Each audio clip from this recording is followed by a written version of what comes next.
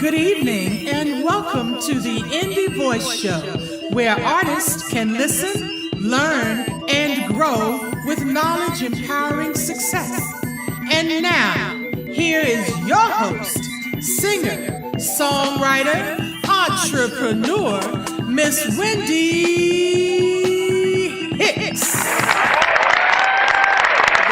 What's up? We're back. We are back. I am so excited. Yes, we are.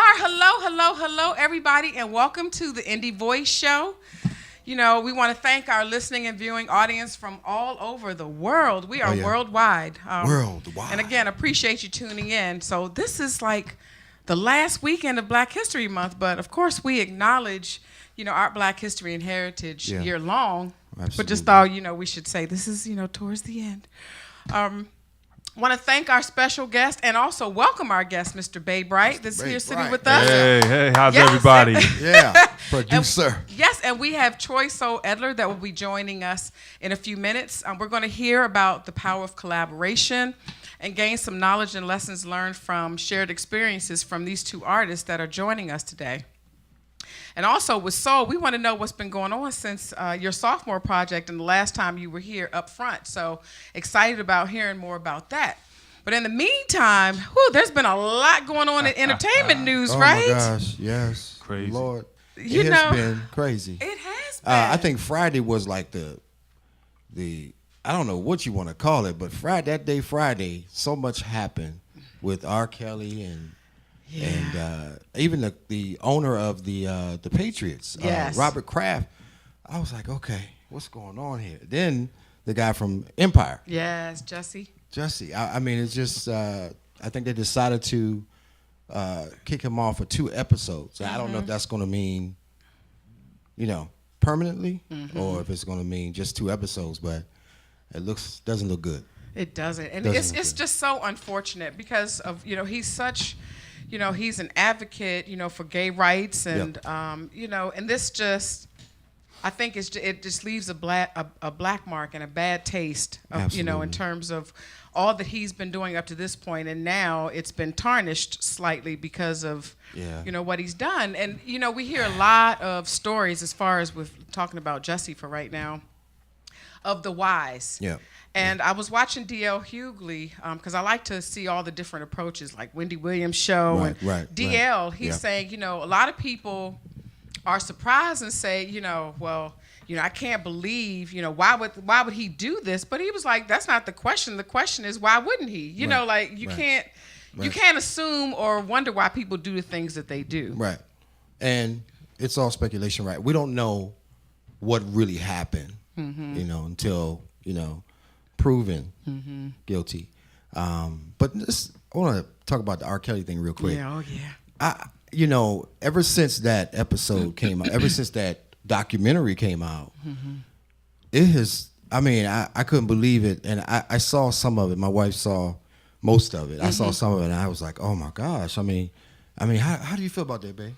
Well, it was a devastating situation for me because I loved R. Kelly, you know. And here's what I really say, and this is not a popular stance to take, but I'm a man who has a lot of conviction. I stand by what I believe, because if you go through the history of entertainment, I'd be throwing everybody out the window as far as my record collection, my movie collection, because the truth is, though I'll never condone what R. Kelly is about, if I go down the list of like some of my favorite soul 70s artists, 50s, 60s, they've all had these same kind of indiscretions, for lack of a better word. So the reality is there's a lot of demons that go along, a lot of darkness within some of our favorite musicians, artists, what have you. And I just don't know. And again, not to excuse it, but the reality is if I want to pick R. Kelly, then I got to pick Woody Allen. I got to pick this one. I got to pick that one. Bill Cosby.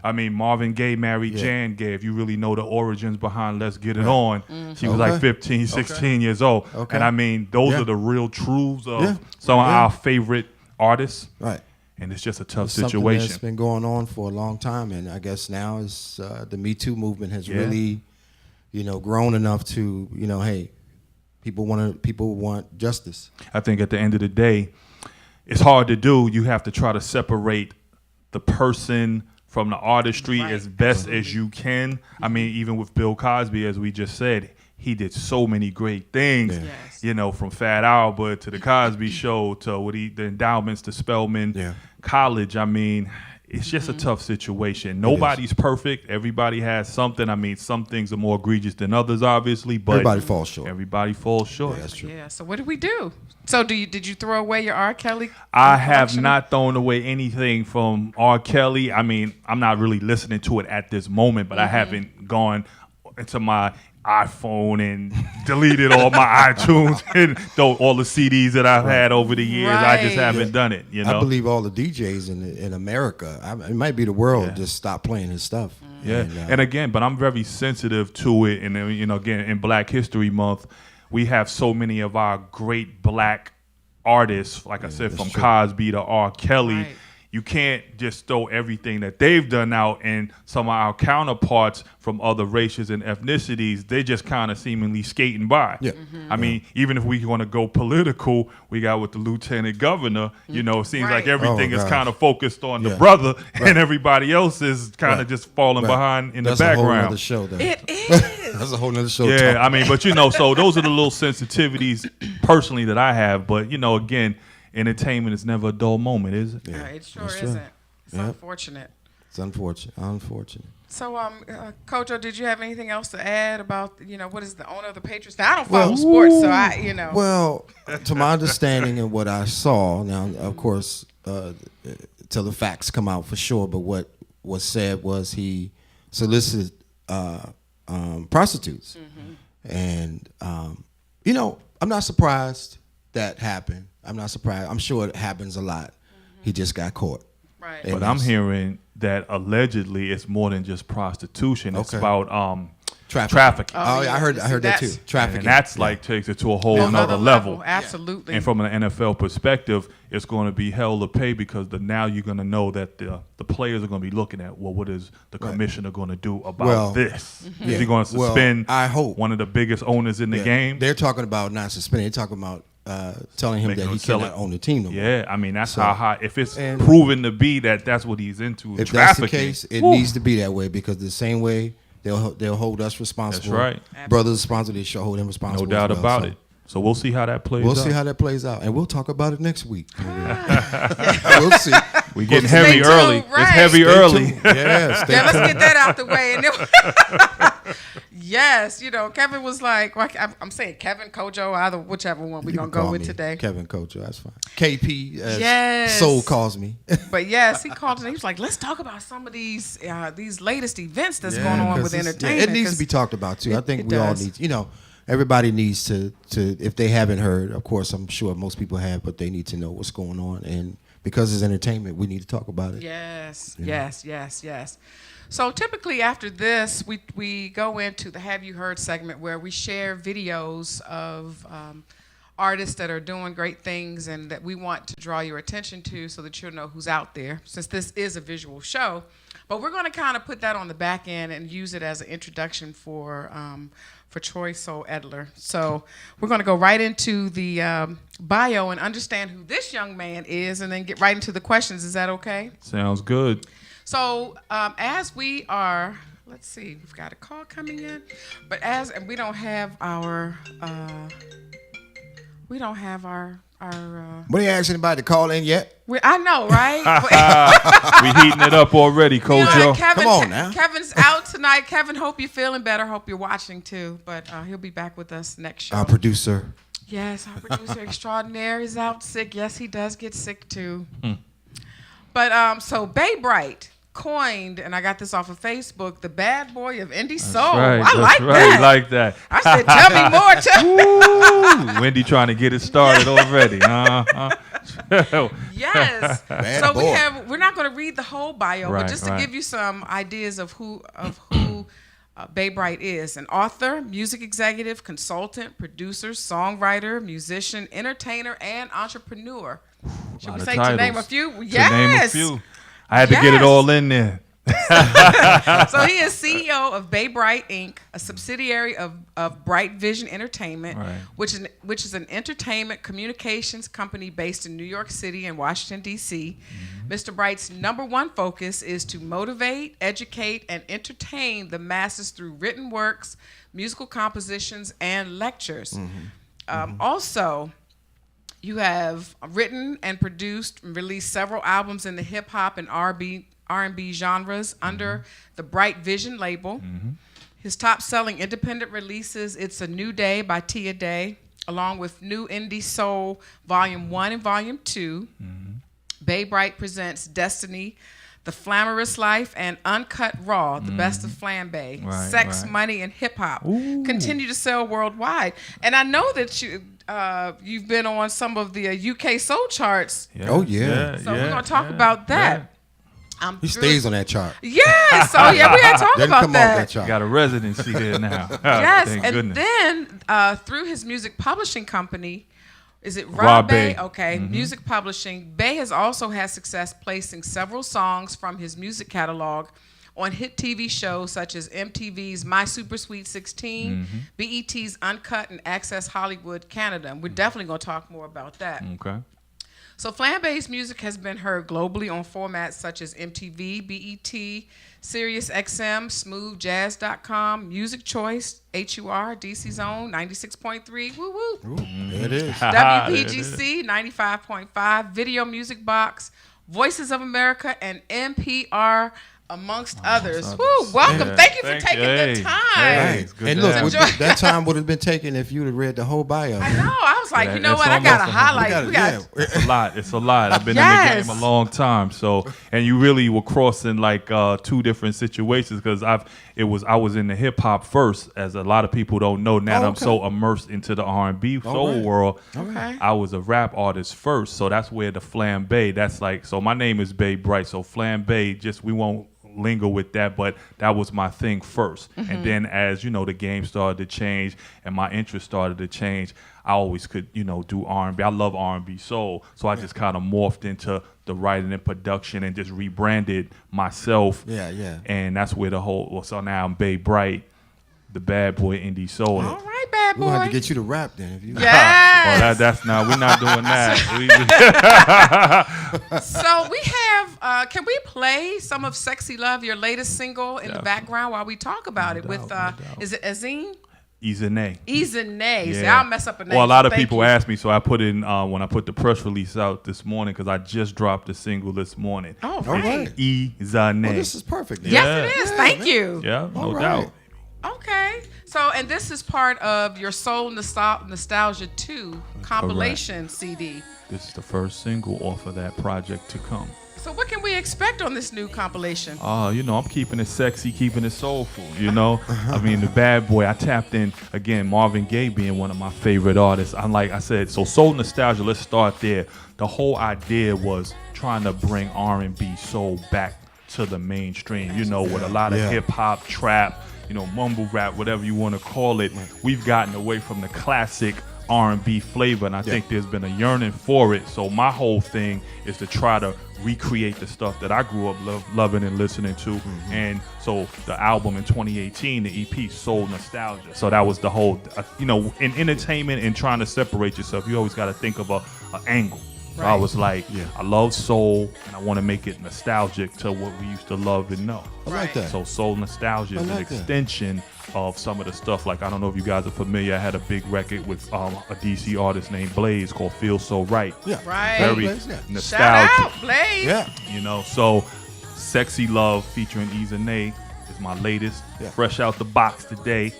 Be on sale. I'm plugging that 2/28/19. That's Thursday coming up. All right. So it's just an extension Plug of it in. R&B classic soul. There it is. Nice. Wow. So now this. Oh, I'm sorry. No, go ahead. Oh, I got it. Okay, so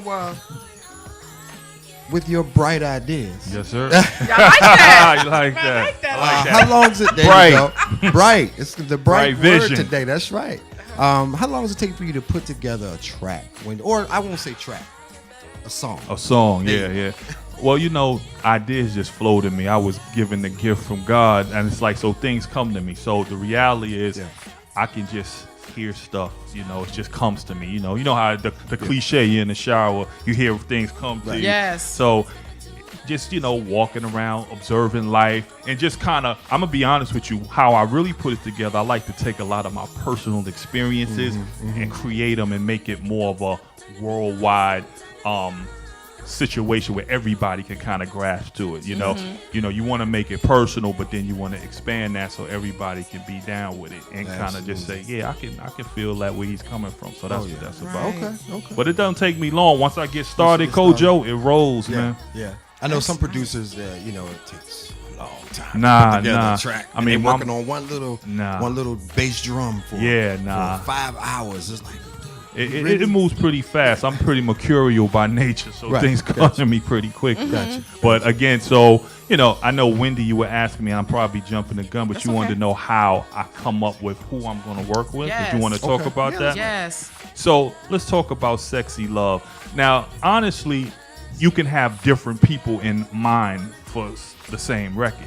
And what people don't know is sometimes people pass on records. Right. So I've had records that may be for one person, they like, I ain't really feeling it. And then I pass it to somebody else. And then we sitting on top of the soul charts. You feel me? And they're like, gosh, darn it. But everybody got to feel it the way they feel it. So I hear a voice. If I do a track, like if it's a certain type of track, I just hear a certain type of energy and a certain type of voice. That's really the basic way I can explain it. So it's just about hearing tone and texture. So if I have let's go with Nia Simmons, who had a big record with. Shout out to Nia, yes. Together as One. It was a very pretty melodic, kind of a pop R&B record in my opinion. Nia she was like, she told me she loved Whitney Houston, people of that ilk. And so when she heard it, she really liked it. So I heard her on it as well. And I was like, Nia, what you think about this? She said, oh, I love it. And, Nia's funny because she likes to like the words to go along with the music. Right. So she got to feel the whole thing, which I can respect. So that's how I do it. I kind of hear a voice. I kind of get familiar with other people's works. And that's how I recruit them. So Nia, Blaze, Izane, Anissa Hargrove, people I've worked with in the DMV, I hear their records on their own. And then I say, hey, I like to collaborate. Yeah. Nice. How important is it for you to listen to other producers, for you to kind of know what's going on, like for that time, right? Because music changes constantly, right. What's your idea on that? Well, my formula is to stay true to what I like and what I do, and try to create my own lane. So everybody's inspired by somebody. My inspirations tend to they go way back. So from a musical standpoint, I loved Jam and Lewis, LA and Face. Teddy Riley was one of my favorites. Oh man, it's so many people from a hip hop. Dr. Dre, So Quincy Jones, of course, is my favorite. So if I had to say my pattern now with Bright Vision and the whole indie soul thing I was doing is a Quincy Jones thing, where I don't sign people to my label. What I do is I just do work for hires. I produce them. I write the records, produce, arrange them. I sing it to them, give them the blueprint, and they bring it back to me. And I tell them, do it exactly like this, leaving yourself a voice, your voice, find your voice within the vocal arrangement productions. And that's how we do it. But the producers, so I get motivated and inspired by those producers I name. But I like to, again, I'm going more classic R&B. So I tend to lean towards the older producers, that sound, Mtume, people like that. Right. So let's get back to, again, kudos to you being on the UK Soul Charts. Yes.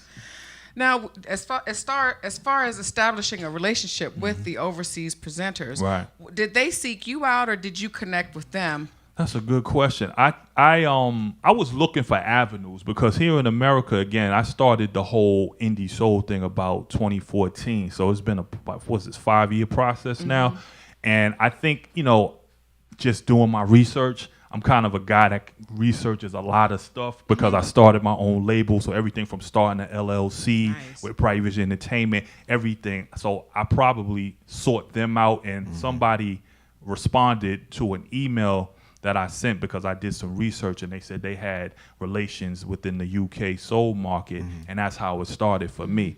And it started with, are you guys familiar with an artist named Coley Williams in the area by chance? Yes. She did a record for me called Beautiful Lux. So that New Indie Soul Volume 1 was my first foray into the whole indie soul world. And so I went overseas with that, and then bam, people took to my sound. So now they're looking for you. Yeah, so now it's like today it's been crazy. I've been up since like 3:34 because it's a 5-hour difference over there. And they've been, oh my, I love that new record, Sexy Love, blah, blah, blah. But I've built up a rapport and a relationship. My Soul Nostalgia went number 1. Right. Kojo, so he's like, man, he always give me a shout out on Facebook. Absolutely. I got to give DMV, all the producers and artists a shout out in DC because that's what it's all about for me. Hey, can you play that song over again or continue to play it? Wendy, I want to let your fans know something. I learned something very important in 2018. It's a big difference from being number 2 to being number 1. Oh, All right. Because I was hitting number 2 a lot, and then when I went number 1, it just seemed like more eyes opened up. Yeah, really? There you go. So I say, is that number 1? Quincy It's Jones said man. something very funny. He said my 3 worst numbers is 2, 6, and 11. Because when you look at the charts, being number 2 is under 1. If you ain't in the top 5, you're number 6. And if you ain't in the top 10, you're number 11. Right. And he said those. And I said, I like that. Yeah. I just look at those charts. That's very important. Like I guess told, that's a goal. and I tell artists all the time, being on the charts is a big deal. Being on the chart, somebody recognizing your work and being on the chart is a big deal. So don't downplay the chart. No doubt. I don't care if it's Billboard, but if it's not Billboard, just don't downplay a chart because being on the chart is significant. People are watching. Yeah, people are watching. They are. So let's go back. We're good that you mentioned in terms of the music business aspect and having your own record label and doing the research. So that means that you're taking care of all of the business in terms of marketing and the songwriting, publishing, and everything.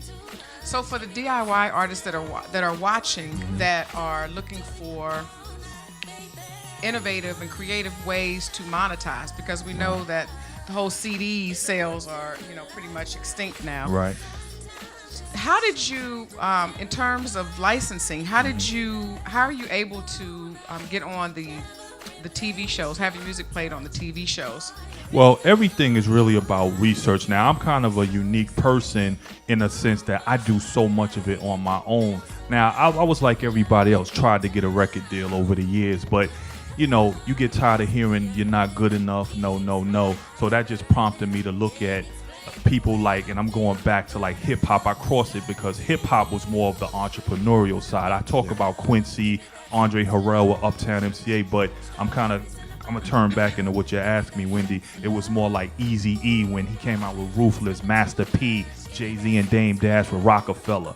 I started to take that blueprint in the 90s and try to just create, because I was being told my stuff wasn't good enough. But people would hear it and be like, man, babe, that joint nice, blah, blah, blah.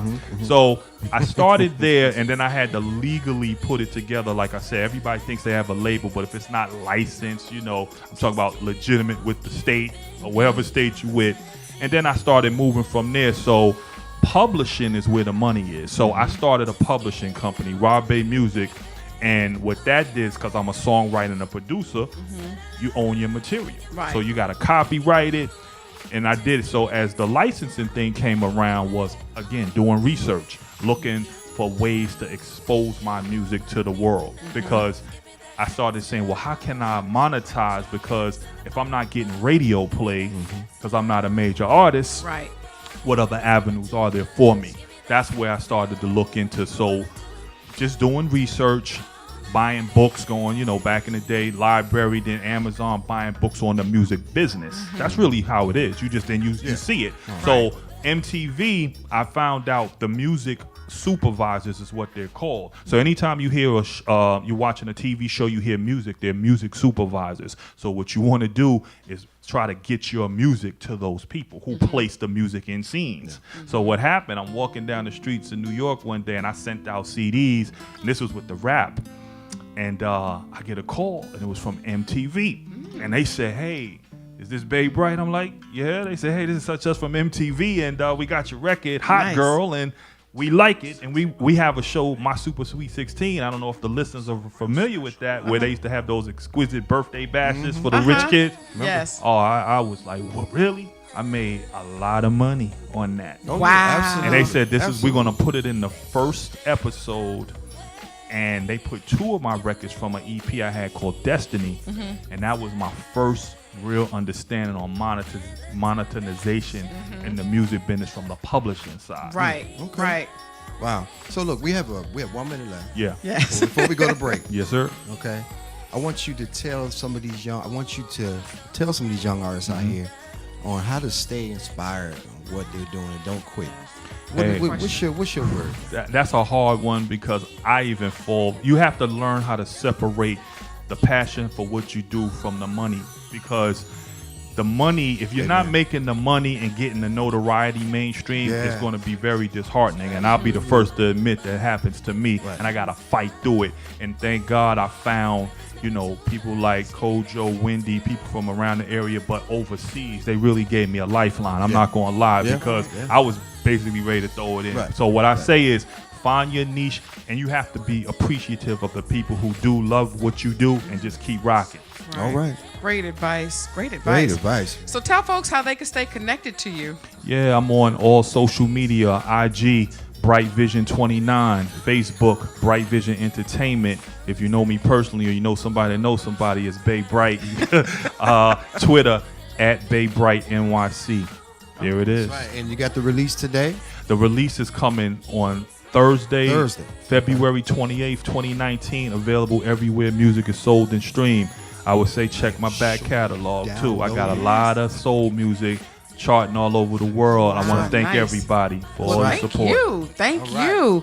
Yeah, so we're going to take a quick break, but thank you so much. And it's a pleasure to meet you finally. You as well.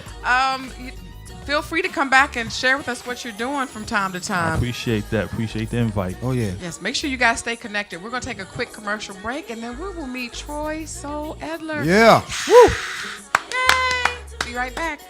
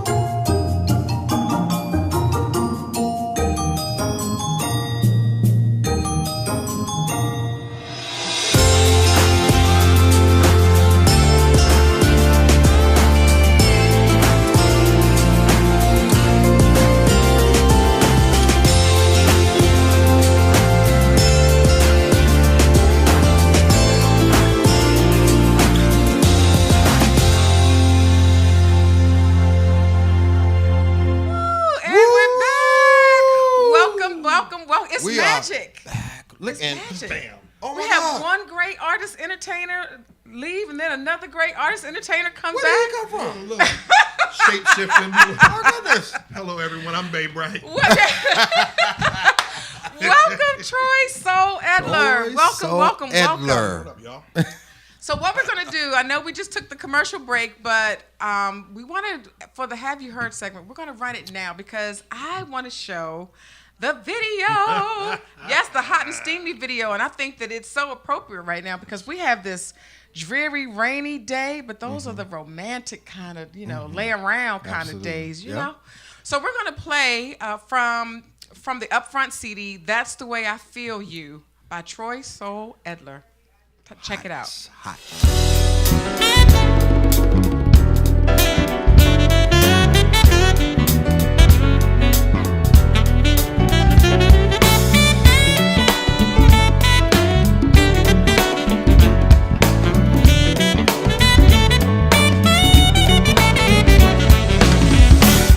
Remember the first time that I breathed you in. You left me dizzy, my world began to spin. I lost all control, but you let me know that it's okay. I fell into you and you swept me away. Even though I tried right before my eyes. Ooh, anyway, it's okay, that's the way. It's about the way, it's all about the way, ooh, the way, a mystery to me, you are like a shooting star, high above me. I close my eyes and feel your touch as we sail up to the sky above. We then we drift apart again. And when I wake up from my dreaming, I feel you in my heart again. You hold me like I never felt, like nobody else. Ooh, anyway, that's okay. It's the way. That's the way that I feel you. The way, that I feel you. Something about the way.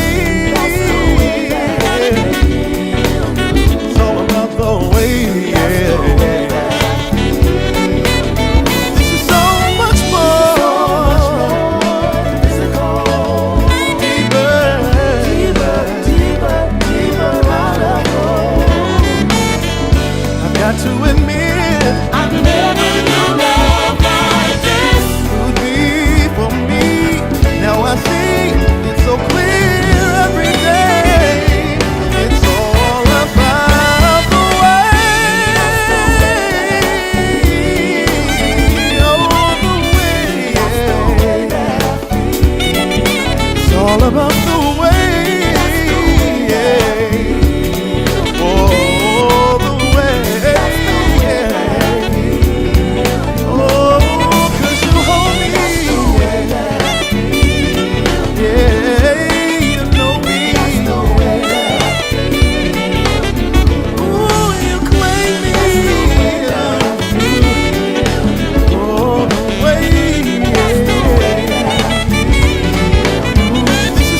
Much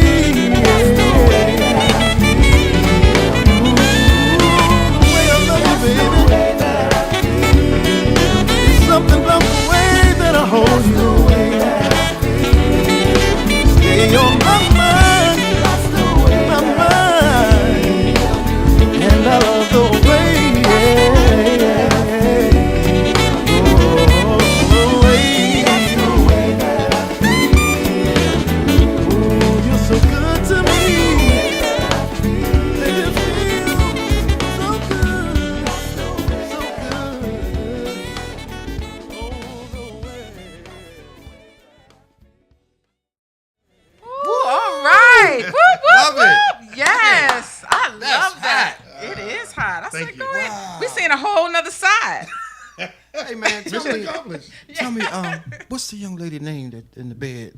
All right now. Watch out now. Watch out. Yeah, that well, her name is Nicole. Ooh, hey Nicole. She's a lovely young lady. Yes, she is. We're looking for the right person for the video, so you know. We had a couple. No. I remember her. We got to though. Nicole, and I remember like, her. I said, I like Nicole. so yeah. Oh, we shout had out to Nicole. Mesa and Gerald Albright and Will Downing in the video. Yes. That's awesome, man. Congratulations on It's that. awesome to have that support. Yes, Absolutely. yes, it is, Absolutely. and they're all good people. I can All tell you, good all good people. Yes. All I had to do was ask. Oh, that's nice. There you go. And you know what? I learned that sometimes that's all you have to do. When That's we all think you- that they're going to say, No. they don't have time. Yeah. Oh, they're not going to do it. And, you know, if they say no, okay, so what? Next. Yeah. Most will be glad to help. You know, so Yeah, I've learned in this industry, most of the people are more. They work with integrity, and you know they're willing and open, artistically, to support all that stuff. There's a small percentage that makes it look bad for other people. Right. There's a small percentage. Right. But most of these people, they are great individuals. All that good stuff. At least in my experience. wow. So wait, let's hear. Let me just read a little bit. Again, I had to just highlight some things because, we do have we have time constraints. But we have Troy Soul Edler, a native Washingtonian. Whoop whoop. Grew up singing in church with his mom and listening to his dad's old school records. And after a whole lot of choir singing and open mics, he broke loose and went at it solo. So he released his debut CD, Song of Solomon, Book 1. Produced by Reg Jones and I don't want to mess this name up. Cootie Mac. Cootie Mac. Cootie Mac. And has hit the stage with dozens of artists from Mint Condition to Eric Roberson to Layla Hathaway and many more. Currently, he performs supporting vocals for several artists, including Mesa, Phil Perry, Selena Johnson, and the a cappella group Reverb. So we'll talk more about that. So you can catch his singles Invisible, Crush, I Want You in My Life, and Step Further on your favorite local, international, and digital radio broadcasts. And we'll talk more about how people can stay connected to you at the end of the interview. Okay. But again, welcome. Thank you. Welcome. Yes. So what's been happening since, the last time you were here, we talked about the making of Upfront and it was just, getting launched. And so what has been happening in Troy Soul Edler's life since Upfront? Nothing, just been chilling. Right. Not with a video like that. No. It's been pretty good. The year that the last time I was here, that fall, like we were just talking about, I was asked to feature on the Capital Jazz Super Cruise that year. So I got to go on the cruise. You did a and great job too. Great I was show, able man. to. Great It was show. a lot of fun, and the beauty of that was I had been working on the cruise for years, in a background capacity. Yeah. But when I released the project, I was invited to come and feature. So that was a lot of fun. I got to feature with some other indie artists who were releasing their projects. So that was a good time. I did that fall. Had my album released that year, and I've just been kind of running around doing stuff back and forth. My producer, EC3, we've been pushing it. He's down in Atlanta. He's back and forth pushing it here in Atlanta. So basically just pushing it, getting it to as many radio stations as possible. We actually were initially pushing that song as the lead single, but then we had another track called I Want You in My Life, written by Micah Chevalier. Yeah. All right. I didn't know that. Hey, Micah. Shout out Micah. to Can we hear some Hey, music? Micah. Can we have a little bit Wow. of music in the background? Yes. So transitioning going back to background singing. So transitioning from background BGV to solo artists. How do you work that? How do you make that work? It's a special thing, and it's not for everybody. I've learned, and I don't say that to say that I do it so well and whatever. You do, but I try. You have to kind of. It literally is two different lanes. I find that I enjoy doing background as much as I do because it's less pressure, and it's more so about the fun of doing what you like to do. When you're up front though, you really have to kind of be a little more in touch with your audience.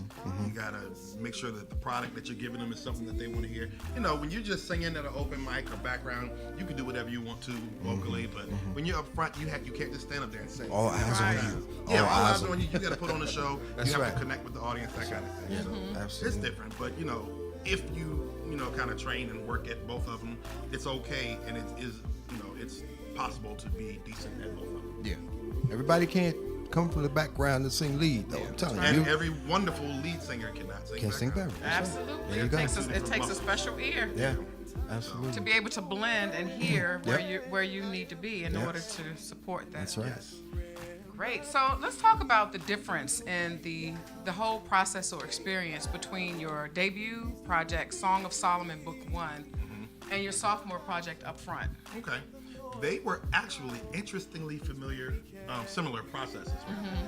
When I did my first album, that's back when I literally was just kind of going to open mics and just kind of singing on the street corner and doing whatever. And Reg Jones and Cootie Mac basically found me doing that. And they had their own band called Zway. And they were like, hey, we want to help you do a project. And that's literally how my first project, Song of Solomon Book 1, came to be. Pushed that album, started, getting more, coverage and profile and moving around. And next thing I knew, I was doing a lot of background stuff and singing with this person, singing with that. That's how I wound up singing with Layla, and that's how I wound up on the cruise. So just kind of went from there. Right. But I had kind of, I was pushing that album, and I was kind of chilling and doing my background thing. And literally, I wound up back in the studio singing on a song with my friend Tia, and EC3 was the producer for that song. So that was how I met him, working on that song with her. And from that point, we had worked together a little bit more. He pulled me in to do another song for one of